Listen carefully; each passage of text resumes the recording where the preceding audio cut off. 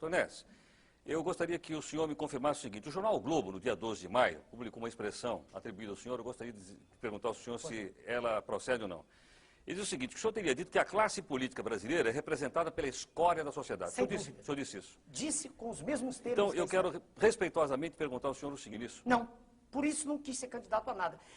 Quando eu disse escória, eu quero dizer o seguinte: é difícil, claro que há exceções em todos os níveis, em todos os meios, mas é difícil o senhor encontrar no cenário político um cientista, um homem que tenha dedicado sua vida à ciência. Geralmente ele sente repugnância pelo processo. E por que ele sente esse sentimento específico? Porque se criou toda uma imagem, que é a imagem das ruas, não é a imagem da imprensa, é a imagem nas ruas, de uma aversão pelo político. O político geralmente é vaiado, o político geralmente é alguém para quem se olha assim, cheio de vida fácil. E quando a gente acompanha todo o processo, a gente vê que, na maioria das vezes, na esmagadora maioria das vezes, o sujeito se aproxima para tirar vantagem. Ele se aproxima porque ele fracassou na vida profissional.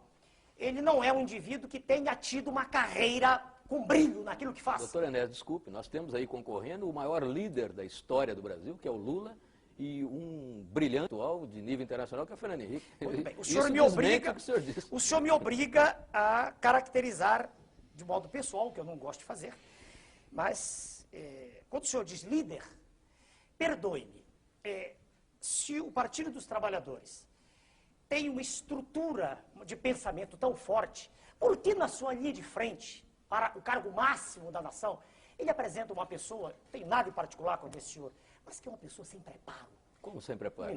O por preparo favor. Só se adquire na academia? Exatamente. Chegaremos lá. O conceito de preparo isso não faz se limita ao sábio. Não, preparo. Eu nunca disse que era sábio, senhor. Não digo isso. Eu sou um estudioso de ciência. Veja bem, quando eu digo sem preparo, vamos ser claros, todos nós. Existe uma mística que é criada no sentido de proteger o cidadão A, o cidadão B. Por favor, o que é preparo? Preparo adquire-se de modo formal nas escolas. Eu não consigo aceitar, eu me sinto muito, um minutinho, senão, deixa eu terminar a expressão, o senhor tem todo o direito de redarguir. Se as escolas não servem para nada, para que elas foram criadas? Não, quem disse que não serve? Isso é um minutinho. Então, se o curso primário, o antigo... As escolas brasileiras hoje servem muito pouco. Bem, eu não fiz a escola atual, senhor. Eu fiz há 50 anos atrás. Sim, mas o senhor concorda que hoje ela serve muito pouco, né? Elas servem pouco, mas é melhor a escola do que a não escola. Permita-me só terminar o pensamento aqui. Se eu não consigo entender que se lance a candidatura da República, não consigo entender, e que haja um aplauso de um grupo, né, a uma pessoa que nunca estudou, que se exprime com muita dificuldade, em linguagem falada ou escrita, e que, perdoe-me, fala do que ouve. Eu não conheço nesse senhor, né, candidato do PT, nada que nesse período todo de 79 me tenha impressionado no que concerne alguma análise profunda de questões sérias. Eu nunca vi isso. Eu não sei como uma pessoa que nunca educou ninguém pode falar de educação, eu não entendo. Agora, se o senhor diz que eu estou ofendendo, eu não estou ofendendo, fazendo um diagnóstico. Você está mostrando um preconceito absurdo. Não, não é preconceito. Veja o senhor, para dirigir um avião, exige-se um curso de treinamento. Não há nenhuma dúvida. Para dirigir uma escola, exige que a pessoa tenha um diploma. Para ser presidente da República, não se exige nada. Exige que seja um cidadão que tenha legitimidade no seu poder, que tenha o apoio da sociedade. Desde que esse apoio seja manifesto, não dessa forma que é. Como dessa forma? Metade da população se diz insatisfeita, 56% são as estatísticas. Agora, o senhor expõe em todos os programas, nas primeiras páginas de jornais, todos os dias, desde 1979, as mesmas pessoas, os senhores, e tem as suas razões para isso, os senhores têm todo o direito de ter seus candidatos. Não, é natural. Por favor. É natural. Em 89, não é essa a questão. Sim, senhor. Não sou como meus candidatos, nossos candidatos. Não, os senhores me chamaram porque a lei assim o exige hoje. Em 1989, eu era a mesma pessoa. Tão preso hoje, os mesmos diplomas que tem hoje. Nunca houve um órgão de comunicação, nunca não. O senhor Jô Soares me chamou, me deu essa oportunidade. Mas ninguém se interessava, era uma pilhéria. Eu era um motivo de jocosidade, era uma figura para os senhores histriônica. Estou falando em geral. Pode até haver no conjunto dos senhores alguém que admita, que aprecia o que eu digo. Agora, então, se há o preconceito, não é meu. O que é que deveria fazer a imprensa quando vê um médico que trabalhou a vida inteira, que ensinou a vida inteira, que formou jovens, que nunca chegou atrasado ao seu curso, que deu exemplo de cidadania formando pessoas, que se dedicou sempre ao trabalho e não fazendo greves, estudando e trabalhando? Por que a imprensa não foi perguntar para mim o que eu pensava em 89?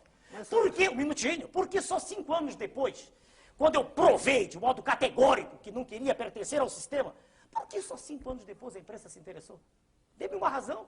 Eu dizia as mesmas coisas. Qual é a vantagem que tem o cidadão que educou, formou, etc. E tal, de um operário comum, não estou me referindo ao aluno, um operário que educou os seus filhos, que ensinou os seus filhos, que trabalhou a vida inteira e que fez greve também, que é constitucional, perfeitamente constitucional. O seu viés autoritário transforma a greve num pecado mortal. Está na Constituição. A greve é um direito inalienável do trabalhador. Eu nunca disse o contrário, está no manifesto do meu partido. Isto é uma coisa. Outra coisa é viver disso. É fazer disso profissão de fé. Outra coisa é não ter feito nada além disso na vida, como, aliás, o jornal do senhor escreve sobre mim, não sei quem, não me lembro, porque eu não gravo o nome dos senhores, que diz que a biografia do senhor candidato PT é melhor que a minha. Mostre-me o currículo do candidato PT. Mostre-me o que ele fez ao longo da vida. Por favor, o senhor estou obrigado a dizer.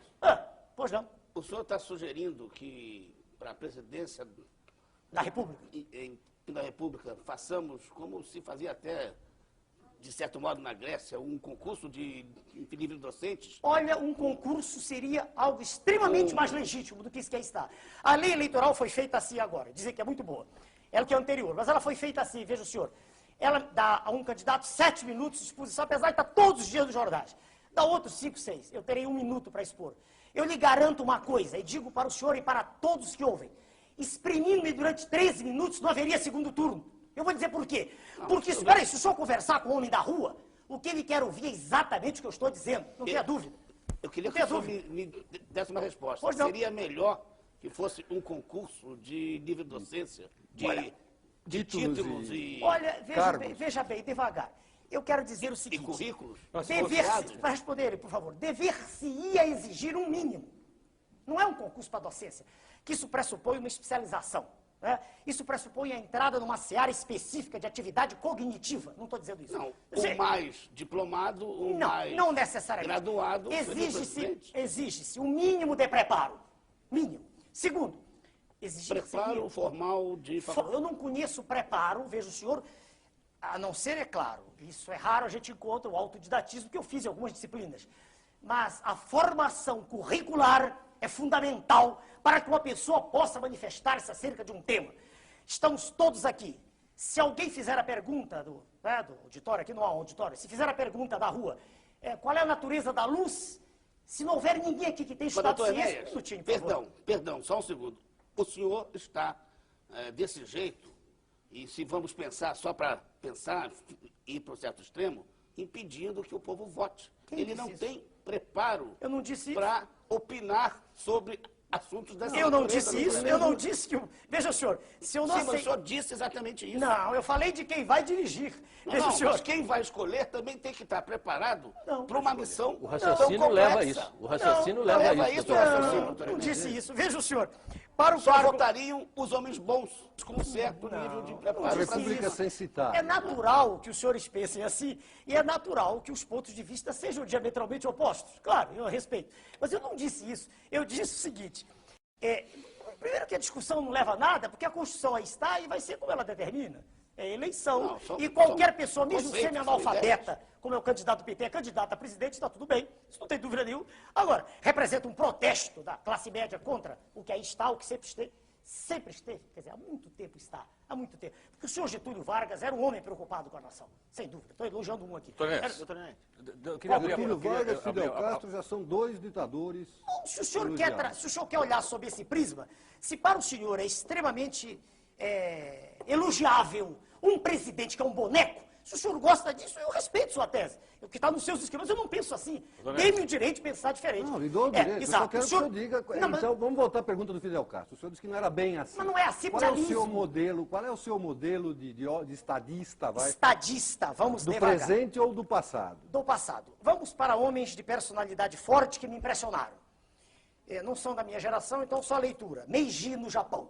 Criador da Era das Luzes.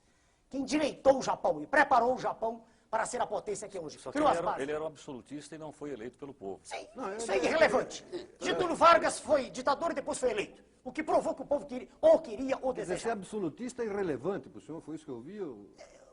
Quando o senhor diz absolutista, precisa ter cuidado. O senhor volta a Luís XIV. Não, é a história do Japão que diz. Pois é, então. Não, eu estou citando homens que têm coragem de agir contra o poder constituído, contra esse sistema apodrecido que faz com que uma terra que é a mais rica do planeta, uma terra que é abençoada no seu subsolo, que tem a maior riqueza e água potável do planeta. Doutor Neves. Peraí, que faz com que essa terra esteja mergulhada nesse processo, o tempo não saia dele, não tem a possibilidade de sair. Já que o senhor tocou na questão da terra,